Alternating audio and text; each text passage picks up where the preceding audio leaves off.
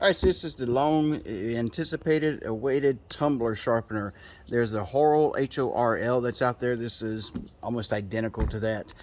The Horl, I understand you can get different plates for. This is your sharpening, this is your honing side. I don't know if this will come out with different plates in the future. This one is about 60, 70 bucks cheaper. You have a 20-degree side and a 15-degree side. It would be neat in the future if they made more of these. These are magnetic on either side. Your high-end cutlery, like your Japanese knives, stuff like that, they say use for your 15. Pretty much everything else you use for your 20-degree side. Set it up just like this. That holds it in, puts the angle. What I like to do is kind of go about the middle of the knife. That way when I mount here, I've got a little more stability. And this spins. Has two little O-rings right here. It's back and forth.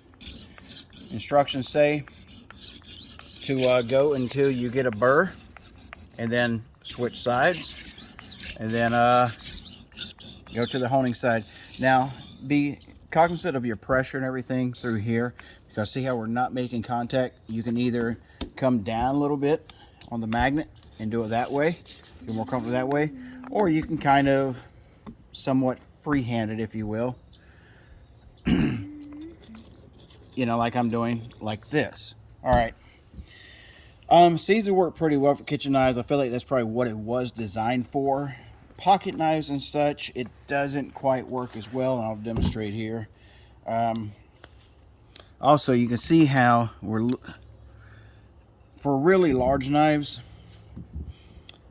you can actually set this up on something, you know, or this up on something to elevate it. That's perfectly fine. For pocket knives, I find you have to bring it up a little bit so you can make contact with the blade, like so. Because see, if it gets down in there, you just have nothing there. So you have to find that spot. This one right here, obviously, is I'm just going to hone this. It's got a pretty good edge. 3 to 5 minutes each side is what they say. And I'd probably bring that up a little bit more. Like so. There we go. And I'd probably put some up under this if I was actually using this, but I wouldn't use this for this pocket knife.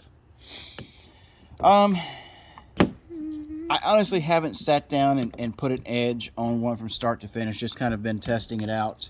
So I don't really know how well, you know, it'll work. That remains to be seen. It does seem, you know, it's kind of toothy in there. Feeling pretty decent. Let's switch this around to this side, see what happens. What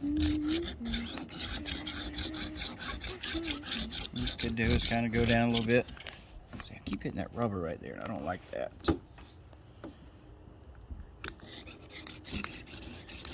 The flaws, I feel like, are just, it's made for just kitchen knives of a certain size. You know what I mean? It's kind of ideal for that.